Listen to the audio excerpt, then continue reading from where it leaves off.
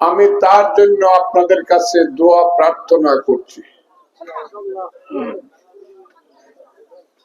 আমি অন্যান্য যে নেতৃবৃন্দ আছেন তাদের বক্তব্য শুনে মনে হয়েছে ইটনা অষ্টগ্রাম মিটামুল আগামী দিনে অন্তত নেতৃত্ব শূন্য হবে না। আমি মিটামইনে যখন মিটিং এ আসতাম, ইলেকশনের মিটিং 3টা আমি করেছি। 3টার মধ্যে আমার ডান পাশে বসে থাকতেন মিটামইনের অত্যন্ত নামকরা সন্তান, সুসন্তান জনাব সিদ্দিক সাহেব আমার ডান পাশে বসে থাকতেন। আমার বাম পাশে আরেকজন বসে থাকতেন, ওনার নাম জনাব আব্দুল সামাদ, সামাদ মিয়া। আজকে তারা দুইজন এই পৃথিবী থেকে চলে গেছেন। আমি তাদেরকে স্মরণ করে আল্লাহর কাছে দোয়া করছি, আল্লাহ তাদেরকে তুমি বেহেশত নসিব করো। তারা চলে গেলেও নতুন ভাবে একজন আমার পাশে এসেছেন, আমার মুরব্বী, উনিও আমার মুরব্বী। এক সময়ে দল করতাম একসাথে, পরে বিভক্ত হয়েছি, কিন্তু সম্পর্কের মধ্যে কোনো বিভক্তি আসে নাই। তিনি অত্যন্ত সজ্জন মানুষ, এই মিটামইন উপজেলার এবং সদরের চেয়ারম্যান ছিলেন বারবার।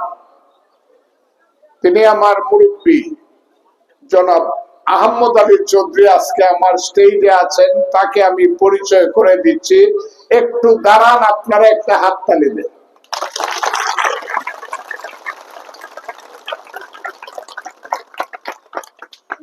এই কারণে তাকে পরিচয় করে দিলাম। আমি যে ইলেকশনটা করছি বা আমরা যে ইলেকশনটা করছি, আমি যে কথাটা 1 বছর 1.5 বছর আগে বলেছিলাম, যে কথাটা বলার জন্য 6 মাস আগে দল আমাকে কিছুটা শাস্তি দিয়েছিল, কিন্তু 6 মাস পরে দল বুঝেছে, সারা দেশ বুঝেছে যে ফজলুর রহমান যে কথাটা বলতো জামাত হলো আমাদের সবচেয়ে বড় শত্রু, এই কথাটাই সত্য। সেই যে জামাত শত্রু, এরা কত বড় চক্রান্তকারী আপনারা বুঝতে পারবেন না, পারবেন না, পারবেন না, পারবেন না। মওদুদি থেকে ধরে গোলাম আজম পর্যন্ত এদের বই পড়েন। এরা মুসলমান না, হিন্দু না, খ্রিস্টান না, বুদ্ধ না, এরা হইল মুনাফিক। এরা বাংলাদেশে বিশ্বাস করে না, এদের কোনো ঈমান নাই, বাজে কাজ করতে পারে না এমন কোনো খারাপ কাজ নাই।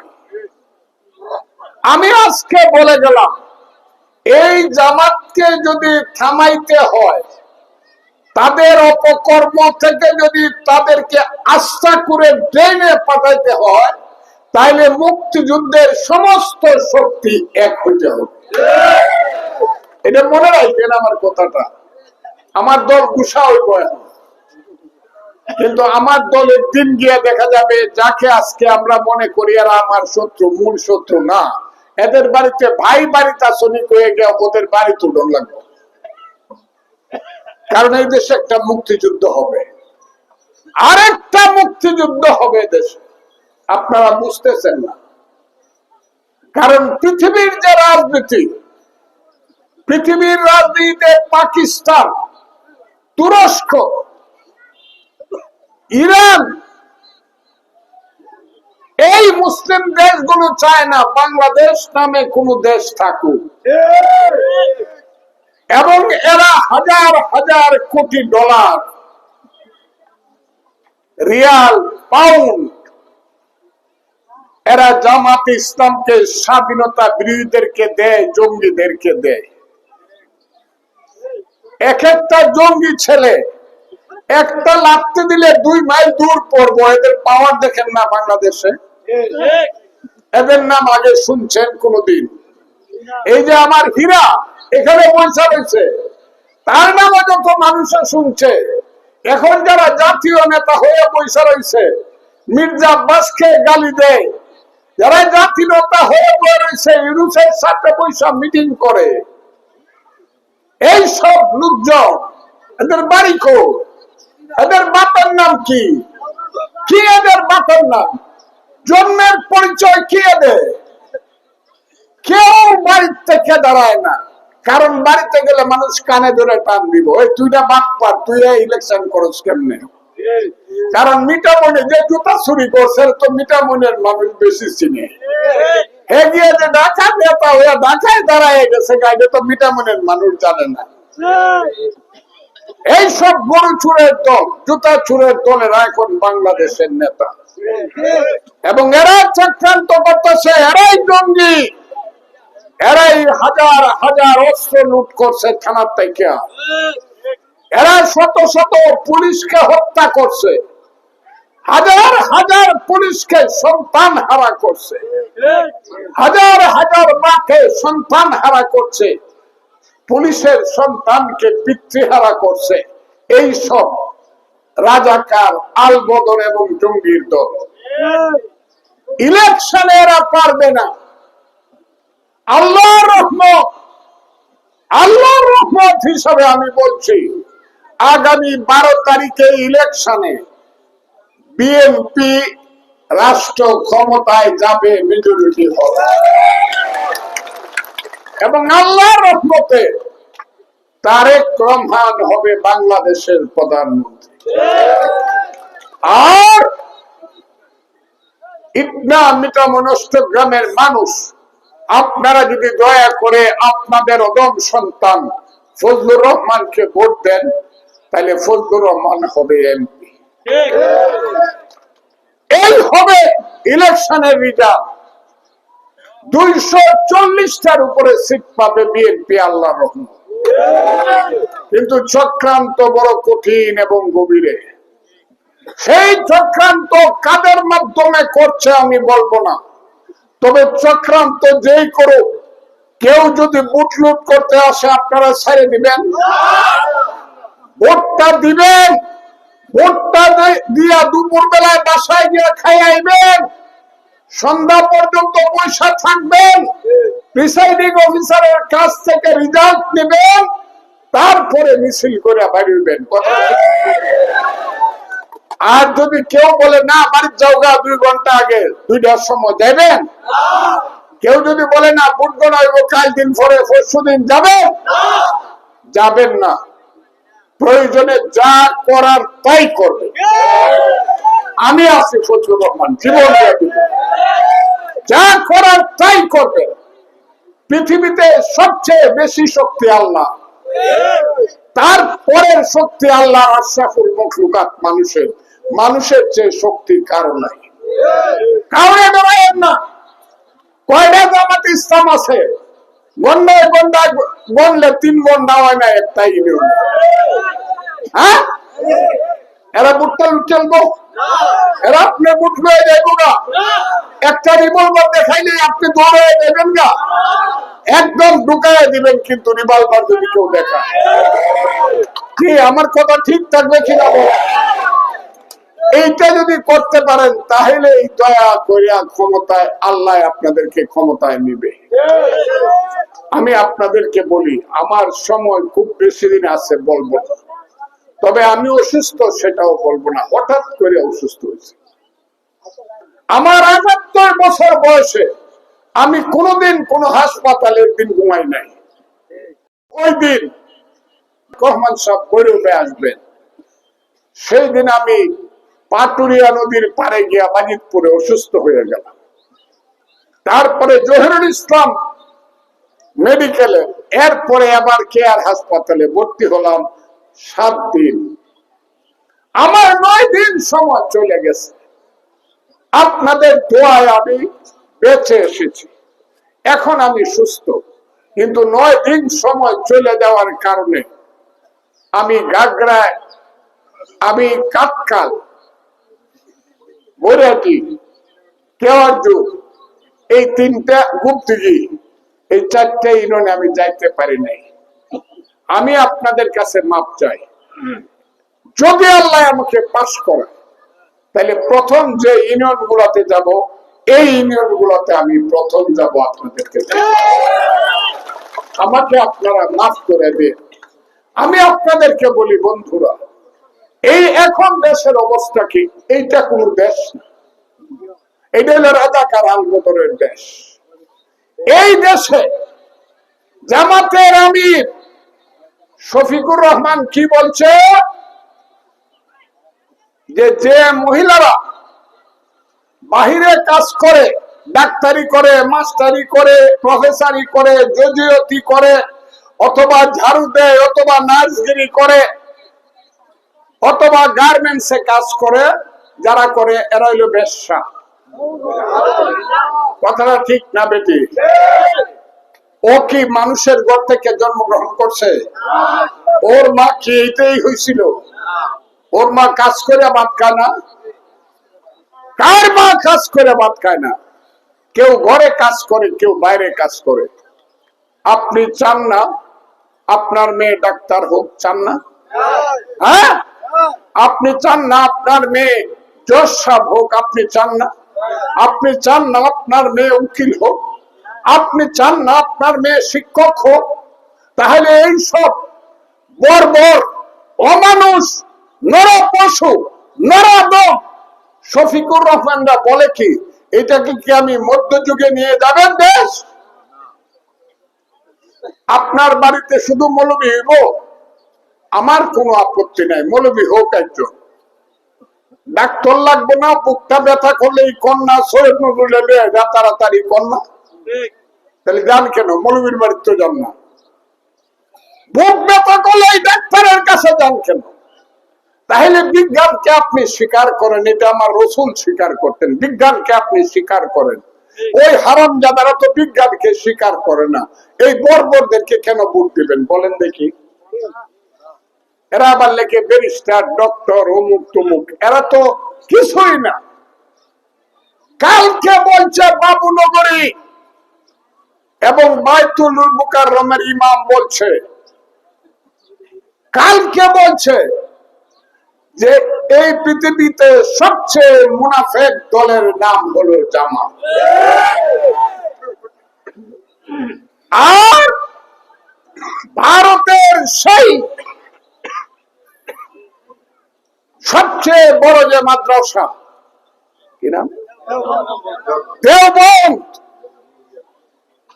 ভারতের সবচেয়ে বড় মসজিদ দিল্লির লালকিল্লা।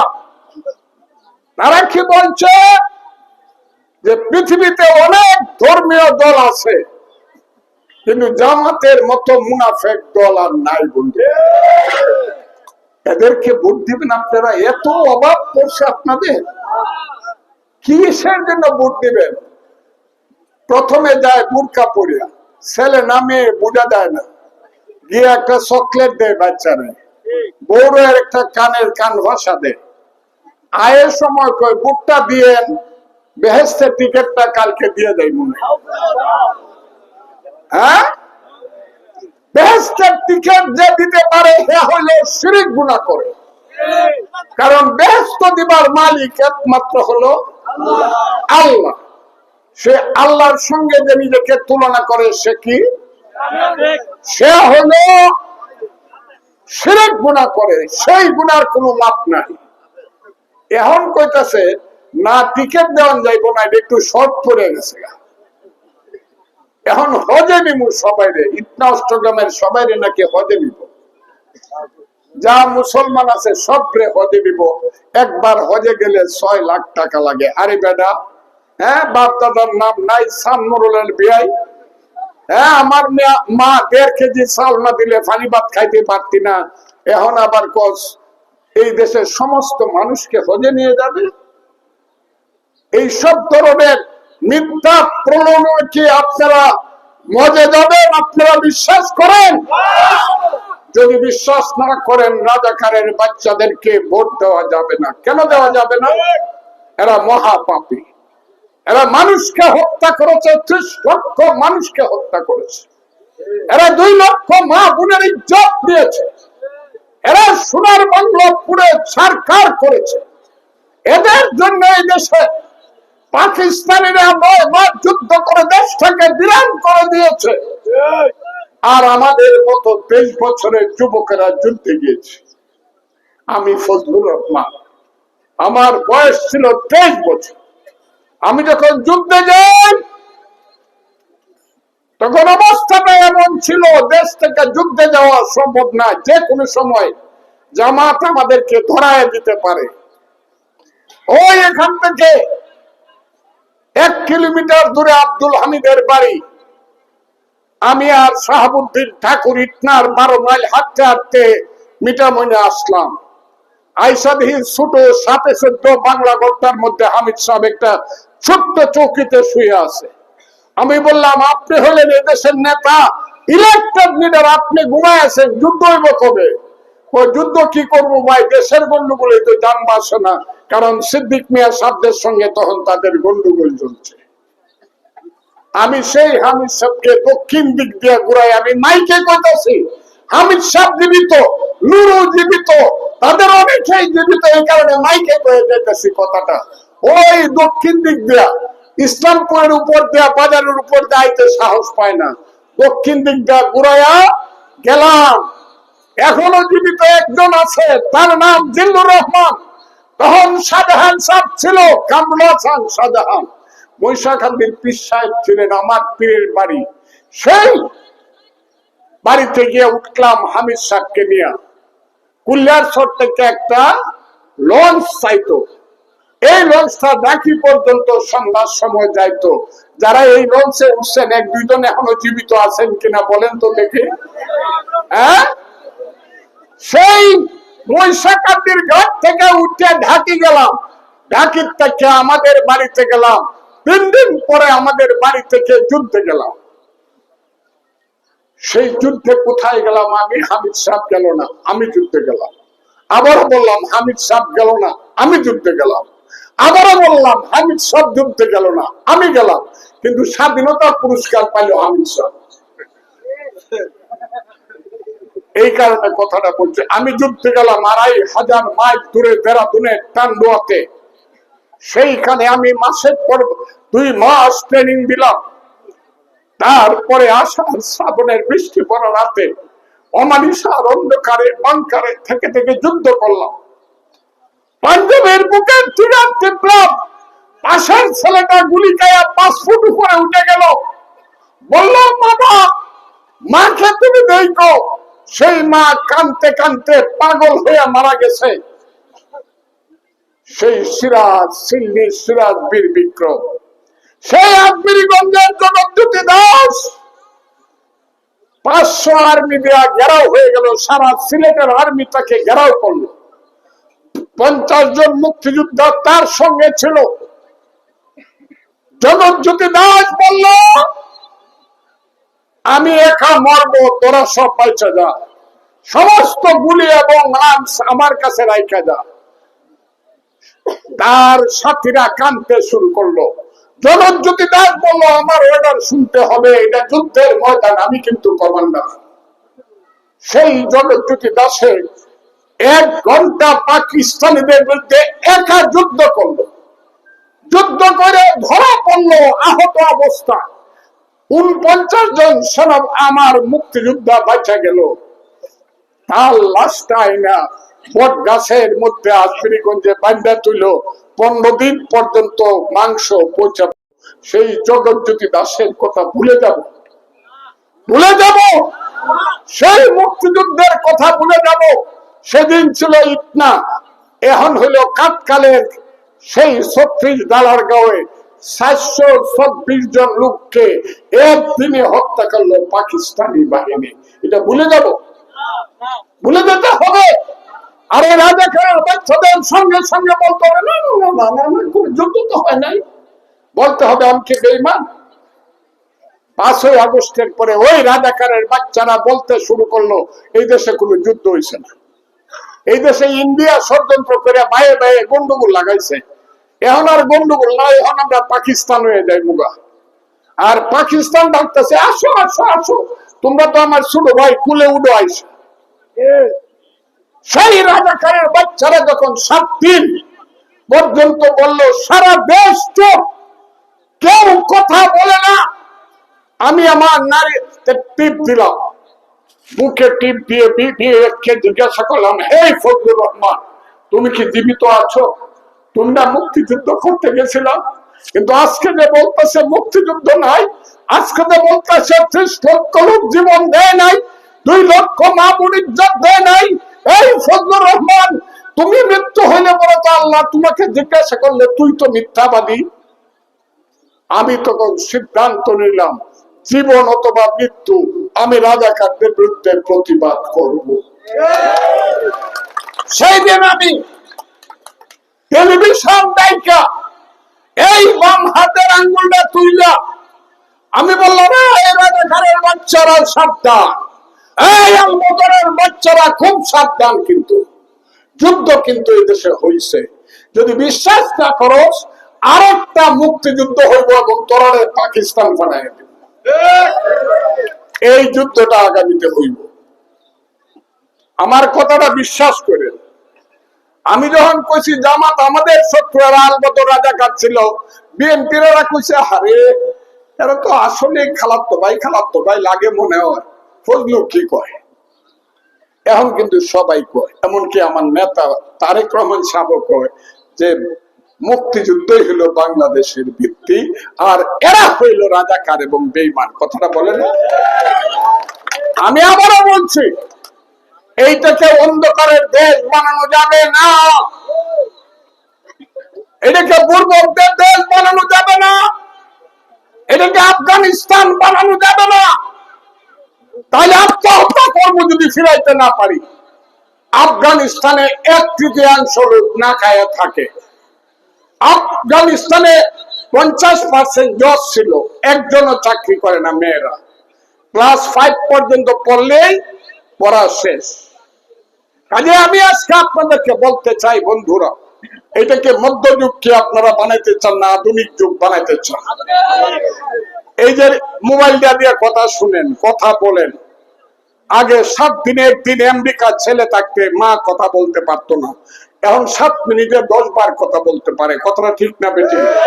এটা কে বানাইছে? ইহুদি, একজন ইহুদি বানাইছে। তো ইহুদির জ্ঞান যদি আমরা নিতে পারি তাহলে নিজেরা জ্ঞান অর্জন করা উচিত না? সেই জ্ঞান অর্জন করতে হবে। এই দেশকে একটা আধুনিক দেশ, জ্ঞানে বিজ্ঞানে শিক্ষায় দীক্ষায় চিন্তায় চেতনায় সংস্কৃতিতে বানাতে হবে।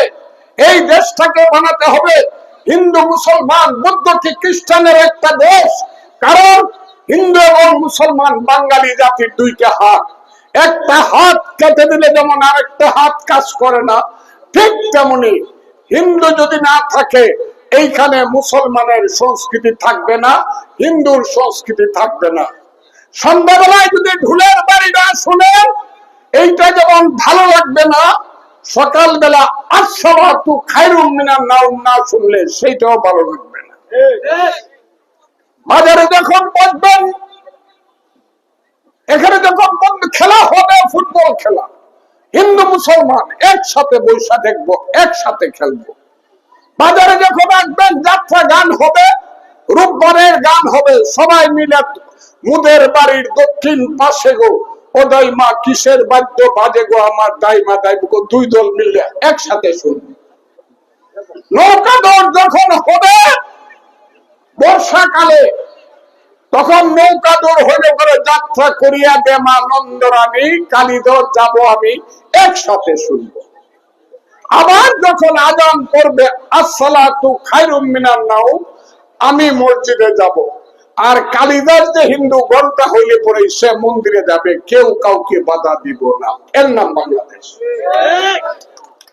শুধু রবীন্দ্রনাথ হইলেই বাংলাদেশ হয় না, রবীন্দ্রনাথের কবিতা হইলেই বাংলাদেশ হয় না।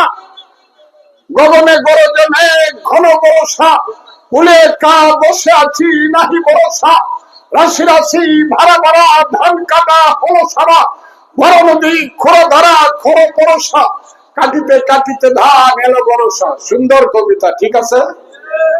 আবার দেখেন, বলো বীর বলো উন্নত মমশীর, শির নেহারি আমারই নত শির ওই শিখর হিমাদ্রির, বলো বীর বলো মহাবিশ্বের মহাকাশ সারি চন্দ্র সূর্য, গ্রহ তারা সারি দোলক গোলক গোলক ভেদিয়া, খুদার আরো শাসন ছেদিয়া উঠিয়াছে আমায় মহা বিশ্ব বিশ্ববিদাত্রী, বলো বীর বলো উন্নত মমশীর। কাজী নজরুল ইসলাম। রবীন্দ্রনাথ লাগবে, কাজী নজরুল ইসলাম লাগবে, লাগবে কিনা বলেন? হ্যাঁ, কাজে আমি আপনাদেরকে বলি, হিন্দু মুসলমানে আমরা বসবাস করবো একসাথে, কেউ কারো গায়ে হাত দিব না। আর আমি যদি এমপি হই, কথাটা বলে যায়, মিটামন এলো সবচেয়ে শক্তিশালী ইউনিয়ন, ইটনা মিটাম নষ্টগ্রাম 24টা ইউনিয়নে মিটামন সবচেয়ে শক্তিশালী। এইখানে রাষ্ট্রপতি ছিল, এইখানে দাঁড়ায় বলে যেতেছি, আমি এমপি হইলে কিন্তু নিরীহ মানুষ, সাধারণ মানুষ, আল ভাই জাল ভাই মাটি কাটে কুলিগিরি করে, হে কিন্তু রাস্তা দিয়া বুক ফুলায় আসবে। আমি পেয়ে গেলাম কিন্তু কথা। যদি কেউ তার গায়ে হাত দেয়, সে শুধু বলবে সাবধান, আমার গায়ে হাত দিস না, আমার নেতার নাম কিন্তু ফজলুর রহমান। আমি খুব ক্লিয়ার কথা বলে গেলাম। এই দেশে মান হবে কার? মান হবে স্কুলের শিক্ষকের, মান হবে কলেজের প্রফেসরের, মান হবে মাদ্রাসার আলিমে, তাদের হবে মান। তাদেরকে দেখলে সবাই বলবে আসসালামু আলাইকুম। মান হবে সৎ মানুষের, মান হবে ভালো মানুষের, সমাজকর্মী। সোরসুট্টা গুন্ডা বদমাইশ লুটেরা এরা জেলখানায় থাকবে। খুব ক্লিয়ার কথা বলতেছে, কিন্তু গোসা করতে পারে না। এই ভিটামিন একটা কাজ হয়েছে, ভালো কি খারাপ এক দলে বলবো খুব ভালো, এক দল বলবে খারাপ। হামিদ সাহেব একটা বান দিছে 30 কিলোমিটার, উনার নাম হইছে, ওই দেশ বিদেশ থেকে দেখতে হয়। হ্যাঁ, বান্ধে একটা কাম হয়েছে কি, ইটটা থেকে বিরামন আধা ঘন্টায় যাওয়া যায়। হামিদ সাহেবের ধন্যবাদ। কিন্তু আরেকটা কাম উনি করছে, 2.5 লক্ষ জমি উনি নষ্ট করছে। 2.5 লক্ষ একর জমি উনি নষ্ট করছে পূর্ব দিকে। 20 বছরের মধ্যে 2.5 লক্ষ একর জমি ধুলা হয়ে যাবে। কোন কোন জায়গা? ইটনার উত্তর হাও, জয়সিদ্ধির উত্তর দক্ষিণ হাও, কাটকাল বৈরাগীর হাও, ঘাগরা খেওয়ার হাও, ঢাকির পূর্ব দিকের হাও, আব্দুল্লাহপুর আদবপুর কলমার হাও, পূর্ব অষ্টগ্রাম কাস্তুলের হাও, এটা বেশিরভাগ ধুলা হয়ে যাবে। তাইলে কি করতে হবে? হামিদ সাহেবের কি করা উচিত ছিল? হামিদ সাহেবের উচিত ছিল, যার জমি ধুলা হবে তাকে আগেই হামিদ সাহেবের উচিত ছিল, আপনি রাষ্ট্রপতি নে এত টেহা দিয়া দিলাম, 1 একর জমি নিলাম, 5 লক্ষ টেহা দিলাম। দিলেন না তো 1 পয়সা। আমি আপনাদেরকে বলে যাই, আমি চেষ্টা করব, হামিদ সাহেব যাদের জমি খারাপ করছে তাদের টাকাটা তুলে দেওয়ার চেষ্টা করব। আমি আপনাদেরকে আরেকটা কথা বলতে চাই, উন্নয়নের দেশে হবে। হামিদ সাহেব তো 50 বছর ছিল, আমি যদি 5 বছর থাকি, আপনার চোখেই বাঁচবে যে হামিদ সাহেবের 50 বছর আর ফজলুর রহমানের 5 বছর সমান সমান। এটা দেখবেন, আমি বলে গেলাম। এবং আমি এই কথাটা বলে গেলাম, আমার উত্তরে দৈলঙ্গের রংপুরের দৈলন, দক্ষিণে বাঙ্গালপাড়ার বাগাইয়া 7 কিলোমিটার জায়গা, এইটা হবে সবচেয়ে শান্তির জায়গা বাংলাদেশে। সারা বাংলাদেশের মানুষ দেখতে আসবে যে এইটা হলো সোনার বাংলাদেশ। আমি এই কথাটা আপনাদেরকে বলে দিয়ে গেলাম। এখন আমি আর অন্য দিকে যাব না, আমি একটা দিকে যাইতে চাই আপনাদের কাছে। সেই জায়গাটা হলো, বাংলাদেশটা যদি সঠিকভাবে চালাতে চান, বিএনপি ছাড়া কোনো উপায় নাই। আওয়ামী লীগ গেছে গা, কই গেছে গা? মুক্তিযুদ্ধ মুক্তিযুদ্ধ মুক্তিযুদ্ধ করতে করতে বেশিরভাগ লোক ভালো, কিন্তু কিছু লোক চুরি সামারি করিয়া দেশটাকে শূন্য করে দিছে। কথাটা ঠিক না বেশি? 3টে ইলেকশন আওয়ামী লীগ দেয় নাই। 14 সনের ইলেকশনে কোন ভোট হয়েছে? আমি শুনি আমার একজন ছেলে, সে 4বার নাকি এমপি হয়েছে, একবারও ভোট হয়েছে কি? 14 সনে ভোট হয়েছে, 18 সনে হয়েছে। 18 সনে দিনের ভোট চাইতে হয়েছে, আর মানুষে গান গাইছে, নিশিতে যাইও ইলেকশনে রে বন্ধুরা, নিশিতে যাইও ইলেকশনে। হ্যাঁ, জ্বালাইয়া ইলেকট্রিক বাতি, নৌকায় সিল মারিব সারা রাত্রি, কবকতা পুলিশের সঙ্গে রে বন্ধুরা, নিশিতে যাইও ইলেকশনে। এদেরকে বলা হয় নিশিরাইতে রে। 18 সন। আর 24 সনে হয়েছে আমি আর দাবি।